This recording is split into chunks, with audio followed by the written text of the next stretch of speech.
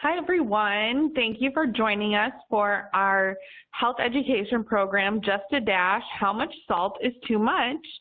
Today, I will be talking about that. My name is Alyssa Gayle, and I'm a registered dietitian. And we are going to be talking about salt intake, the recommended sodium, where you can kind of cut sodium, and then at the end we do have a cooking demo, which I'm really excited about, and then we will have our question and answer session. So we will go ahead and get started.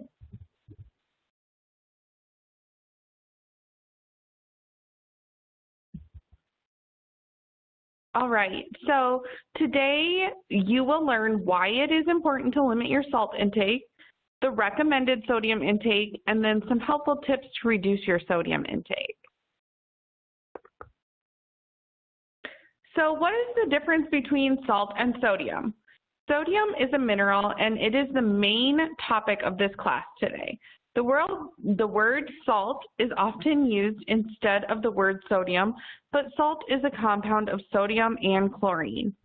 Salt contains sodium. It is 40% sodium and 60% chlorine.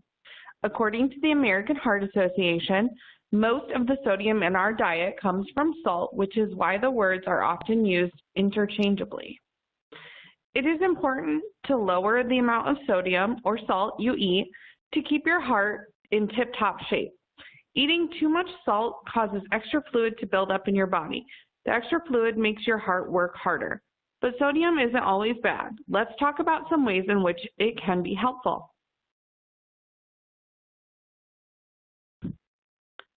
From a chemical perspective, sodium is an electrolyte. Electrolytes are types of minerals in your blood and other body fluids that carry an electric charge. Other examples of electrolytes include calcium, magnesium, and potassium. Sodium is an essential nutrient, meaning our bodies have to have it in order to function properly. It has a few different roles in the body according to the National Library of Medicine. It helps control blood pressure and regulate blood volume. It also helps nerves and muscles work properly. Sodium conducts nerve impulses to make your muscles contract and relax. It works with potassium to help coordinate voluntary, like walking or typing, and involuntary movement of the muscles. Your body can't make sodium on its own, so we have to get it through food and drinks.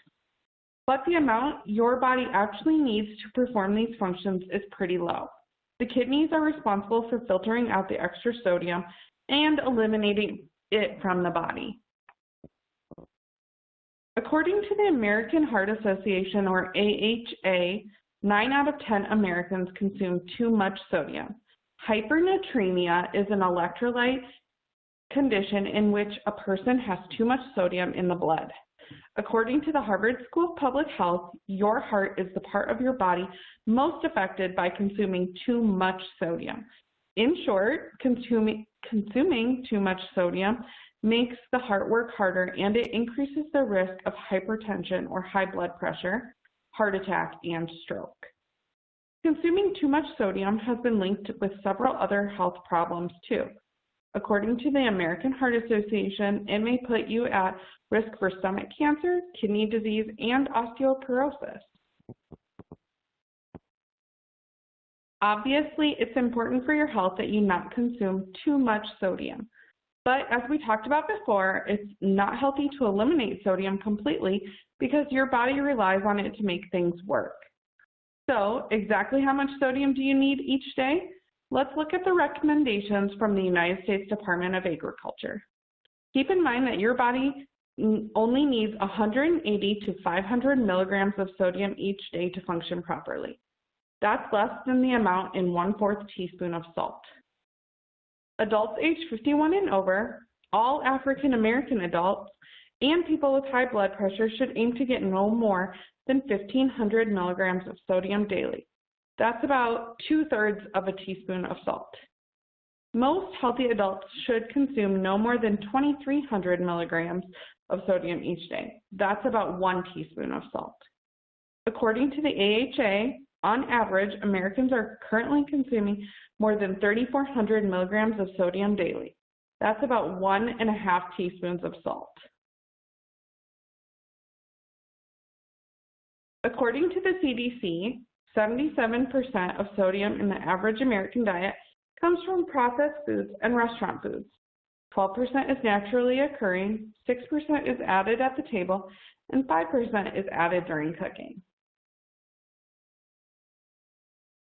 Let's talk about some tips for reducing the sodium in your diet, starting with steps that you can take at the supermarket. Choose fresh foods over processed foods. According to the USDA, most of the sodium Americans eat is found in processed foods like cheesy foods, such as pizza, cured meats, such as bacon, sausage, hot dogs, and deli meat, and ready-to-eat foods, such as canned chili, ravioli, and soups. Fresh foods are usually lower in sodium. Purchase lower sodium versions of your favorites. The National Heart, Lung, and Blood Institute recommends choosing foods packed in water instead of broth and salt, as well as buying foods labeled as low sodium, sodium-free, or no salt added. Speaking of looking at labels, you can learn about the amount of sodium in packaged foods by looking at the nutrition facts label, as well as the ingredients list. Sodium is always listed on the label in milligrams. The label will also give you a percentage. This is the percent daily value the product provides per serving. The ingredients list can also tell you if there is sodium in the product. Sodium can have different names. For example, it may be listed as salt, monosodium glutamate or MSG, or baking soda or baking powder. You may also want to add herbs to your cart instead of salt. These can help add flavor to your foods without the unwanted sodium. Next, let's look at some ways to reduce sodium when cooking. The National Heart, Lung, and Blood Institute recommends rinsing all salty foods, like canned goods, to help decrease some of the sodium. They also recommend not adding salt to the water when cooking beans, rice, pasta, and vegetables, and gradually reducing the amount of salt you use while cooking until you don't use any. When preparing a recipe that calls for salt, try to cut the amount in half or amp up the flavor with a different type of salt-free seasoning. And lastly, let's discuss some ways to reduce sodium when making choices and eating. First, try to limit your intake of high sodium foods.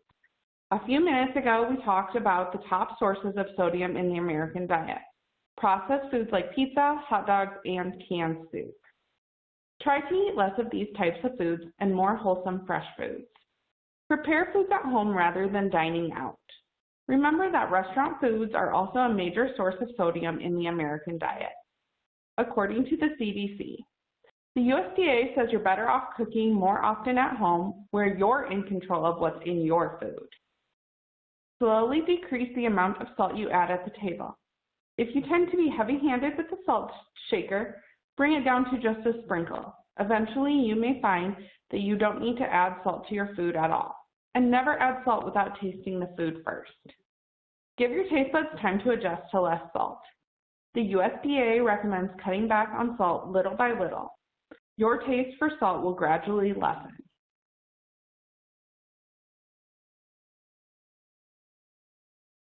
Now, let's end today's class with a quick review, and then we will move into our cooking demo.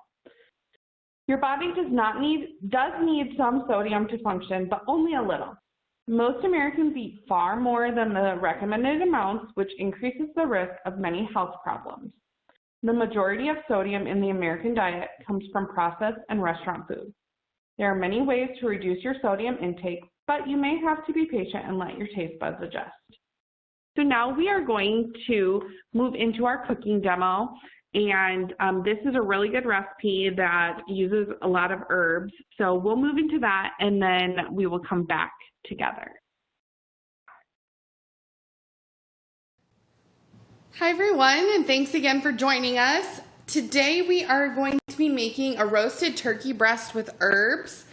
And this recipe comes from the American Heart Association, and I'm really excited about this recipe. It's so simple and so delicious, and you could easily throw some roasted veggies with this and make it a complete meal, maybe with some rice or some quinoa. Have the most heart-healthy fats in it. I've also got 4 cloves of garlic that I already minced up. I also have a teaspoon of dried oregano, a half a teaspoon of dried tarragon, a half a teaspoon salt, and you could eliminate this if you feel like you want to, or just salt it at the end. Just up to you. I have a half teaspoon red pepper sauce, and then basically now I'm just going to mix my ingredients together and season this. So I'm going to take my lime juice, my olive oil, my garlic, oregano, tarragon, salt, the red hot pepper. Smells so good, guys.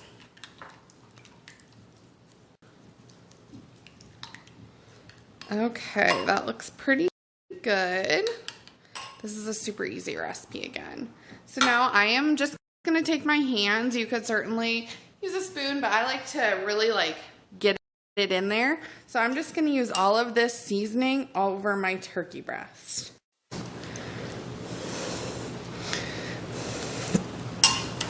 Here, I'm gonna flip it over.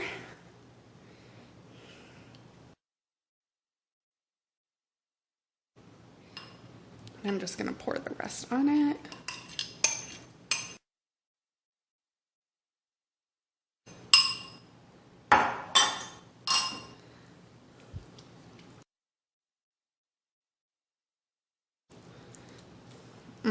Yummy. Okay, now I'm gonna put this in the oven at 325 for about an hour and a half. All right, so as I said, super quick and easy recipe. It took about 4 minutes to prepare, so that's always great. And then this is a picture of what it looked like after, and it was absolutely delicious. I used it on a salad one day. I also did roasted vegetables with it and made it a full meal for one night. It was absolutely delicious. I would highly recommend this recipe. And I would say after I made it, I would eliminate the salt and just add salt at the end if you needed, just because to me it was a little bit salty, but I don't use a lot of salt, so that could be why as well. So you might want to play around with it, but it was absolutely delicious. Again, here are some references. If you want to look up any of the information we talked about, I do always like to recommend the American Heart Association. It's a really great resource for low salt, and then they're also they have lots of great recipes on there, which is where this recipe is from. So some more references for you. And then, like I said, we are going to move into our question and answer session. So please feel free to submit those questions, and we would love to answer them as best we can. Thanks again for watching, and I hope you all have a wonderful day.